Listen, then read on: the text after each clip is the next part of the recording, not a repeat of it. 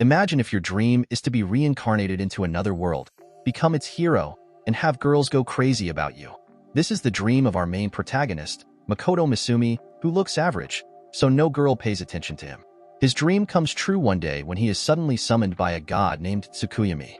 Initially, he doesn't believe it, but then Tsukimichi appears before him and reveals that his parents are from another world and have a contract to send one of their children to that world. Makoto, not wanting his sister to go through this, agrees to be summoned himself. Tsukimichi grants him some powers and, just before he is summoned, warns him that the goddess summoning him is a bit strange and that he should take care of her.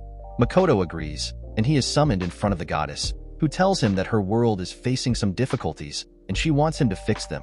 However, upon taking a good look at him, she mocks his appearance, saying he doesn't resemble his handsome parents and that she prefers good-looking, elegant men. She then sends him to her world with minimal power, expecting him to die quickly. As Makoto falls, Tsukimichi appears again and tells him that he won't die from this fall because the gravity in this world is different, making him very powerful. Still, he could die if he is careless, so he disappears, and Makoto falls but survives unscathed. He walks for 3 days without seeing any living beings, surviving without food or water. Suddenly, he hears a cry for help and rushes to find a two-headed dog attacking a pig in clothes. Without thinking much, Makoto attacks and kills the dog in one blow, surprising even himself. The pig, seeing this, is frightened but talks to him, leading Makoto to realize he has been sent to a deserted area. The pig, named Emma, tells him she was about to sacrifice herself to save her village's crops, which have been failing unless sacrifices are made. She takes Makoto to her village, where he finally gets some food and discovers that Emma can use magic. He asks her to teach him, and she takes him to a place where he successfully creates a fireball, much to her surprise. To measure his power, Emma uses a scroll that shows he is only level 1, which surprises everyone. The next day, Makoto leaves the village to continue his adventure. Practicing his magic, he accidentally causes an explosion that kills some people, attracting a dragon. The dragon attacked, and Makoto narrowly dodges before remembering his powers granted by Tsukimichi. He creates fireballs that damage the dragon, but Teacher Dragon then traps him in an illusion. In the illusion, Makoto sees his crush asking him out, but he realizes it isn't real because no girl would ever like him. Breaking free, Makoto uses his powers to create a barrier that manipulates space, making him even more powerful. The dragon, surprised by this, becomes infatuated with him. After introducing themselves, the dragon asks for a contract to become his companion and see his memories. Makoto reluctantly agrees after being blackmailed with his memories, and the dragon transforms into a beautiful girl named Shun. She explains that in a contract, the stronger one takes the other's form, surprising Makoto as he is only level 1. Shun, now in human form, joins him on his adventure. They continue to discover Shun's lair, a vast place within the mist. Makoto questions about the place, and Shun explains that it's part of their contract, still marveling at the enormous space. Then Makoto thinks that maybe they should build a town here. It turns out that the reason the demi-pig's crops were failing was actually because of Shun's mist. So, they go to talk to the demi-pigs. As they come out of Shun's domain, they meet Emma, who tells Makoto not to fight Shun. Shun then reveals that they have made a contract, with Makoto being dominant. Emma doesn't understand, so Shun gives her some stones that came out during their fight, and Emma faints. They return to Emma's village and have a party, as their crops will no longer have problems. Emma thanks Makoto for saving her village, and Shin invites their village chief to visit her domain. The next morning, Makoto is confused by what he sees, and Shun explains that they are moving the demi-pigs to her place.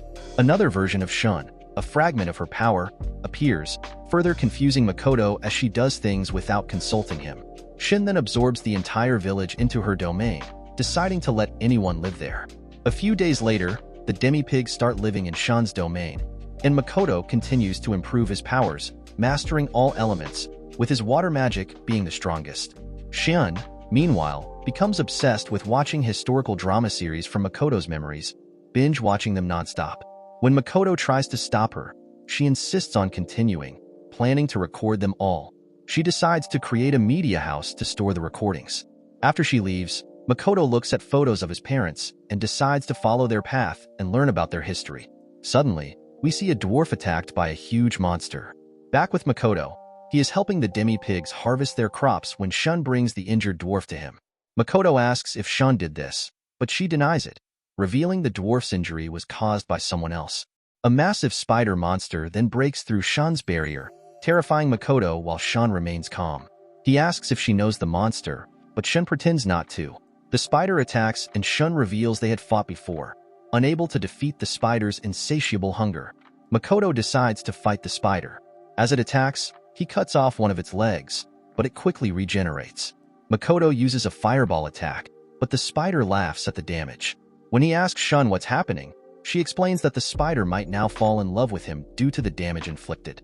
Makoto then uses a powerful attack, but the spider heals again. The spider attacks, breaking Makoto's seal and biting him, which makes him furious. He unleashes numerous fireballs, shocking Shun with his power. He then creates a powerful water magic bow, which significantly damages the spider, causing Makoto to pass out. Shun sees the spider regenerating and goes to protect Makoto. The spider, impressed, agrees to form a contract with Makoto. She transforms into a black-haired girl, making Shun jealous. Shun heals Makoto, and when he wakes up, the spider girl tells her story, but Makoto doesn't recognize her. She reveals she is the black spider, shocking Makoto. The dwarf introduces himself as Burin and thanks Makoto for stopping the spider's attacks. He requests to live in Shun's domain, to which Makoto agrees, though Shun plans to impose taxes in exchange for weapons. Makoto regularly explores human villages, and one day finds one but Shun interrupts, calling him for an important task, which turns out to be naming the residents. Shun is named Tomoe, glowing with happiness, and the spider is named Mio, making her very happy. Days later, more people arrive, and Makoto introduces the new names, deciding he will be called Young Master. Burin introduces Makoto to the village chief, who reacts strongly to the mention of their goddess.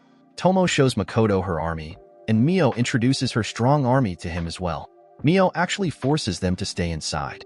After that, Makoto leaves everything to Tomoe and heads towards the human village. As soon as he reaches there, he sees a beautiful girl who gets scared upon seeing him. Not understanding anything, he convinces himself and moves forward, but soon finds that humans are waiting for him with weapons at the gate. Not understanding their words, he tries to escape when they attack him. At that moment, he remembers the goddess and suspects her involvement. Makoto returns and falls into depression, and the three girls try to cheer him up, offering to teach him the human language. Tomoe explains that humans attacked because they were scared of his power. Realizing he looked like a monster due to his power, Emma suggests he should control his mana, but he fails. Deciding to control his power and learn the human language, he eventually gives up as it is very difficult. He only manages to learn reading and writing. One day, a dwarf arrives and makes him a ring that can absorb a lot of mana, warning that wearing it could be fatal, but Makoto breaks it easily. Surprised, the dwarf promises to make a more powerful ring that might work. After a few days, the dwarf makes the ring, which works perfectly, and Makoto gets ready to visit the human city with the two girls disguised as traders with a cart full of fruits. They enter the city. Makoto notices the beauty of the people there, but Tomoe says they only look average. Feeling depressed, Makoto heads to the Adventurers Guild where the receptionist becomes suspicious of them. Mio and Tomoe explain that their master is cursed and can't speak, convincing her. She explains the adventurer levels, starting from A, and that completing higher rank missions can quickly increase their levels. When asked for his registration card, Makoto says he lost it, so she directs him to reapply at the town of Seiga. They proceed to check the mission board, and Mio and Tomoe measure their power levels, shocking everyone with their levels.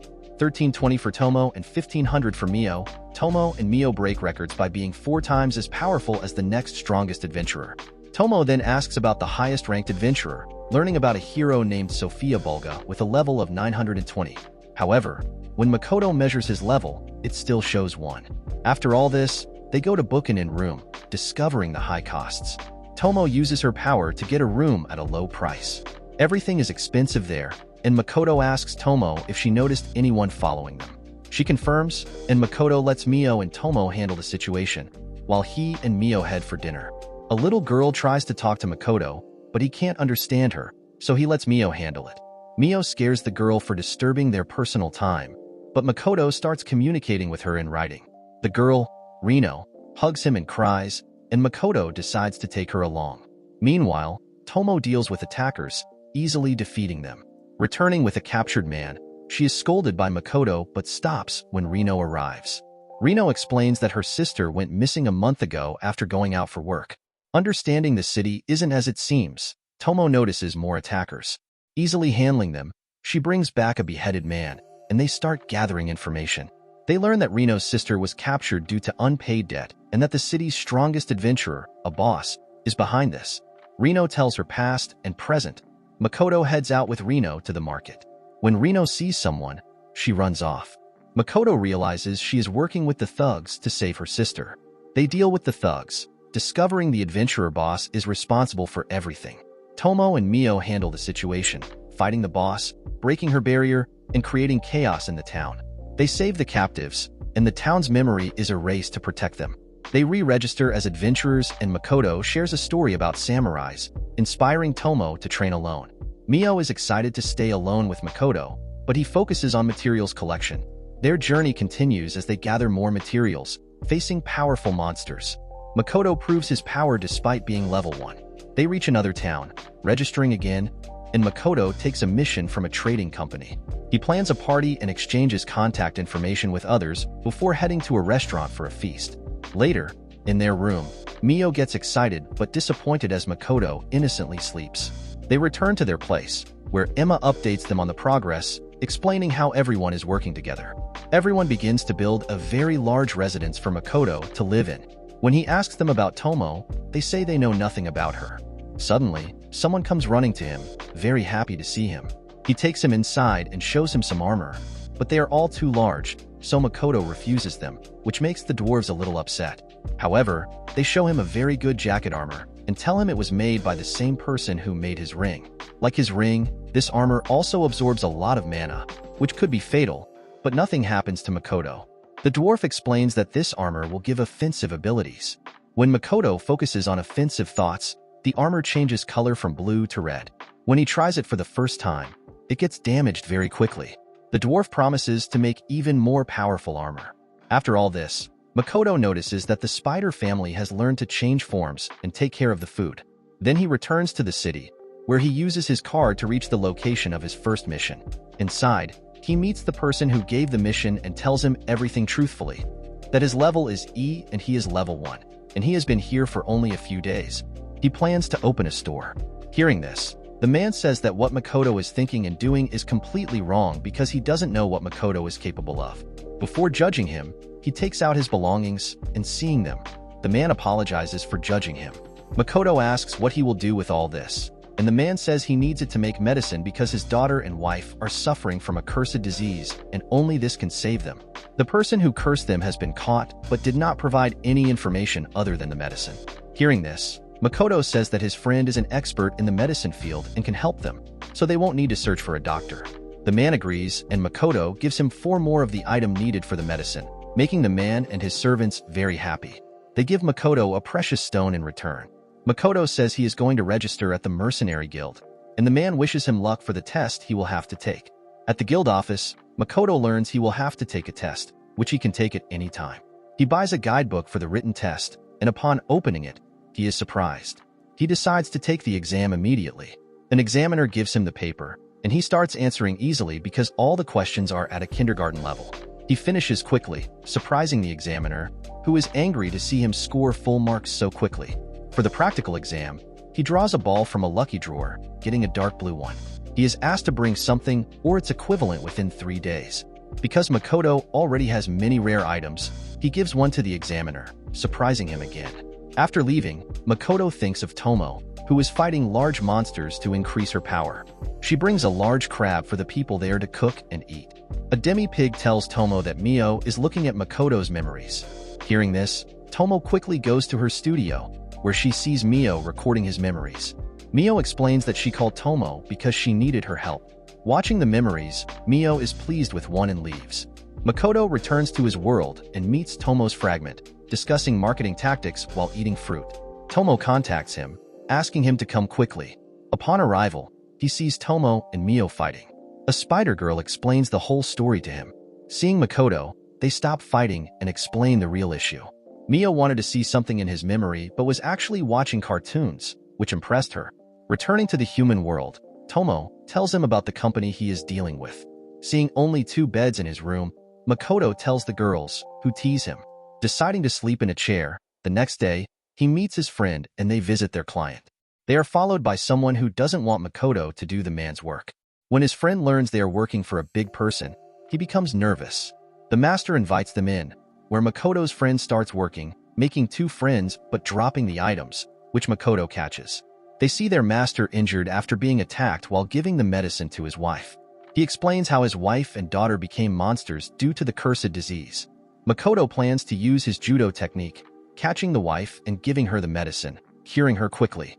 He does the same for the daughter. Patrick thanks him from the bottom of his heart. Leaving the room, Tomoe and Mio wait for Makoto.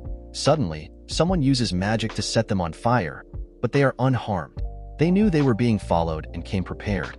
The thugs call for backup, offering money to leave. Mio agrees to stay away from the fight, as planned by Makoto to avoid destruction.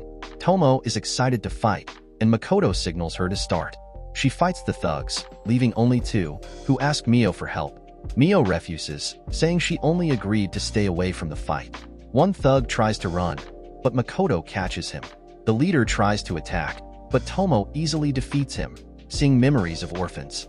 They forgive the thugs, who reveal their story, and Makoto checks with Tomoe if they are telling the truth. Mio takes her payment and they apologize to the company's owner. They consider canceling the leader's license, but he plans to retire. One day, while watching orphans, Tomoe gives him a new sword, asking him to work as a spy. The man agrees. Patrick and his servants discuss Makoto, overheard by Tomoe, who realizes they are not good people. Returning, they eat together when Emma informs them of a problem caused by the three, making Makoto worried. He learns that soldiers are demotivated seeing their power. The girls start fighting again, and Makoto decides to talk to them. Tomoe is told by their lizard man party to split up when they start eavesdropping on some demi-humans. The demi-humans reveal that they practice with demons because they are much more powerful, and they secretly train alone so that others don't learn their tactics. Tomoe then states that their army is not as powerful as before. Makoto explains that since they do not share their tactics, their skills stagnate at one level. He suggests that if they learn to use each other's tactics, something interesting might happen. Hearing this, Tomoe gets an idea and gathers everyone at a place where they will fight. The most powerful fighters from both the Lizard Man and Demi-Human parties are called, and they start their fight with all their might. In the end, the Demi-Humans win, but noticing Makoto and Tomoe aren't happy, they ask why they are weak. Tomoe gives them a lecture and tells them to fight again. When they say they will hide their tactics, she points out this is why they are weak. She says those who aren't motivated can find other jobs, but since they are warriors, they must become stronger. Makoto then speaks, motivating everyone. Afterward, when they return to the Adventurers Guild, they find many adventurers have quit and the rest are injured. Makoto realizes they are responsible and requests to bring some adventurers. Makoto knows some people and sends Tomoe and her friends for training. They practice hard and then fight monsters. Tomoe isn't happy with their performance, so she teaches them to work together, using tactics and powers strategically. For instance, she advises using magic to turn dirt into mud and add poison. They create a barrier, trapping monsters in the mud, allowing archers to finish them off. However, one monster attacks the mage, but the others kill it. They continue killing the rest of the monsters, and Tomoe sends them on even more dangerous missions, motivating them with a speech. The party becomes famous after completing the mission. Makoto sends Mio to gather flowers used for medicine in a dangerous forest. She agrees and asks what he will do. He plans to open a shop and seeks permission from Patrick, who offers him a place in a neutral city. Meanwhile, Mio and her follower go to the forest, watched by someone claiming to be God's favorite. The next day, Makoto opens a new trading camp, and Tomoe discusses the flowers with Demi-Spider Akina, who has mastered human form. She reports people protecting the flowers and talks about her busy companions. A lizard man thanks Tomoe for the training session, revealing he's her student. Demi-human Jaren discusses weapons with Makoto and plans to open a shop. Meanwhile, Mio and Tomoe discuss their master but notice something, scaring Mio. They rush to Makoto, practicing his bow. Mio, crying, explains the issue, and Tomoe angrily points out that Makoto is still alive despite repeatedly dying, revealing his increasing mana level. Tomoe explains that his mana level, like a demon king's, has reached a goddess level, which could lead to his death if the goddess finds out. Makoto suggests using a barrier to control his mana, and Tomoe agrees to create devices for this. Makoto takes Mio to rest, and the next night, he wanders the human world, encountering a demi-human resembling him. A girl lures him to the red light district, but Mio and Tomoe rescue him. They confront him about the incident, and he nervously says he sees them as family. They angrily lock the door and strip, but Makoto escapes using ice magic. Emma finds Makoto hanging from a tree and, understanding the situation, gives him new clothes. The next day, Barak provides him with a new suit absorbing his mana. Mio apologizes for the previous day, and they discuss the protected flowers. They go to the forest, noticing they are being followed, but Mio traps the followers. They reach the flowers, and Makoto holds Mio's hand, making her blush. They start gathering flowers, interrupted by two girls, angering Mio. Makoto tries to deal with them, but more adventurers arrive, claiming the flowers. The girls attack and Makoto escapes with Mio, seeking Tomoe's help. She agrees to bring the adventurers to her city in exchange for a meal for Mio. Makoto harms himself with ice, and the plan succeeds. After which, he starts feeding his blood to Mio because his favorite food is himself, which calms Mio down. Then, when they both cast a spell to attack him, Mio uses her power to drain all their mana. After that, Makoto creates a bright light to break their weapon and tells Mio to bind them. Only then do they realize that they have actually come to make a deal with him because Makoto is a traitor. Hearing this, they take him to their village where they introduce him to their leader, who calls himself the Forest Ogre. Then, a man arrives who starts suspecting them but doesn't say anything and leaves. After this, they come to meet Aqua and Eris, who tell them about meeting their master, which makes Makoto a bit uneasy. Suddenly, he breaks through their barrier and enters, introducing himself and asking for a handshake. When he shakes hands, he looks at him strangely, which makes Mio angry, and she knocks him away because he held his hand for too long. Then, the two girls approach him, and their master, Madhu, realizes that they are not ordinary people and that they will regret meeting him. After that, Makoto tells Mio to secretly find out more about them, making Mio very happy as she is now going to be his spy. When she starts spying, a man tells her that he can talk to her through silk so Damon doesn't find out anything. She then reports back to Makoto, telling him how the leaders are controlled by someone named Damon. Makoto then lets Tomoe come there because there is some problem.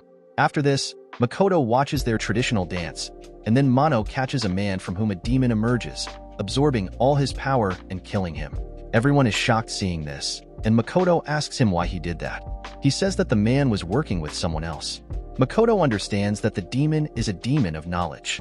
The demon says he wants something from him and attacks, but Makoto is not affected by his powers and absorbs all his magic, making him normal again. Everyone is amazed seeing this, and Tomoe arrives.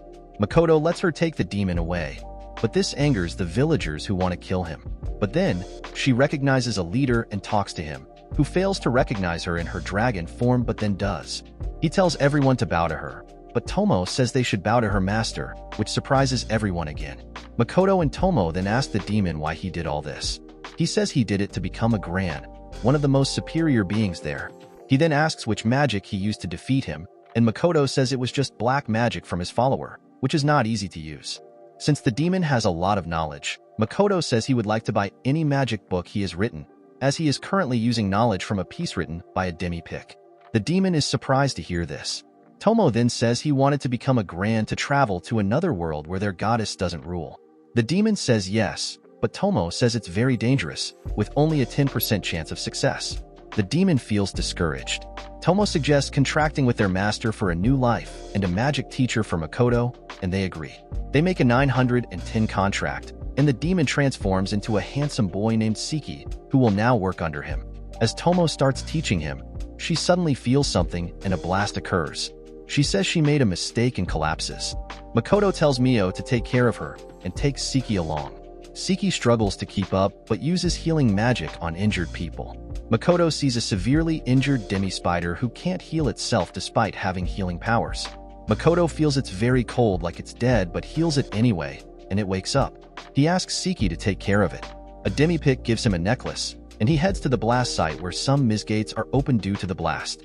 Touching a mist, he sees an adventurer's memory who was brought from the forest, realizing they knew about him beforehand. A girl had thrown a bag containing his ring, which exploded causing all this. The girl returns to her world with the ring but encounters mist again, and Makoto emerges, angry. Approaching her, she attacks with a sword but fails, and Makoto cuts off her hands and kills her. He regrets it and realizes he overreacted. The next day, they farewell the dead, and Makoto asks Tomoe if he could see an adventurer's memory because he is becoming like them due to his contract.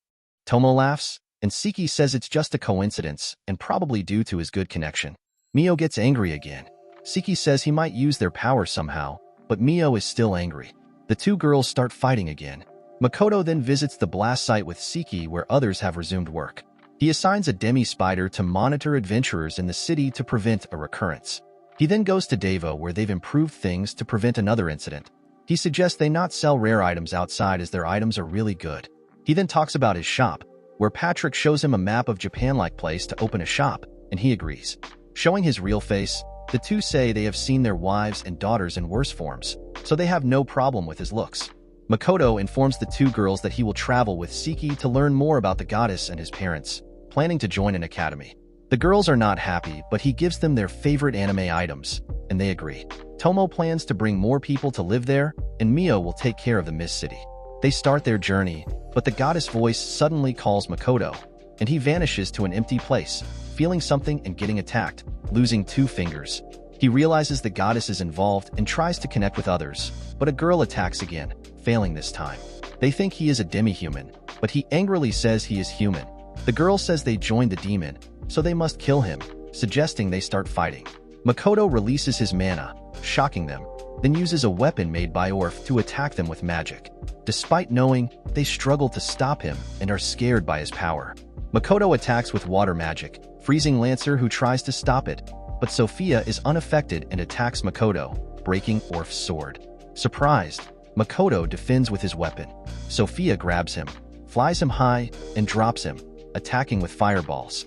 Makoto counterattacks with water magic, disappearing into a mist gate, and his attack destroys the area. Lancer and Sophia barely survive. Makoto reaches his girls, and Patrick finds a note saying some survivors saw a hero in red clothes, Makoto. They realize the goddess is behind all this, angering Mio. Makoto plans to join the academy with Siki to learn more magic, but wants to hide from the goddess. The girls agree, and Tomoe suggests meeting someone. A fragment of Tomoe appears, which is actually their combined power, their child, making Mio angry again. Forest elves join, learning fighting from Tomoe's soldiers, troubling Aqua and Eris. In the city, Makoto opens a shop employing demi-humans, repairing and marketing weapons without permission, attracting customers with examples like healing potions. Arius joins, tired of fighting. Makoto reflects on the battle, noticing 2 summoned humans called heroes, hoping to meet them someday. He bids everyone farewell and resumes his journey. Whether he succeeds or not will be revealed in the next season as the anime ends here. If you like the video, like it, and for more such videos, click on the subscribe button.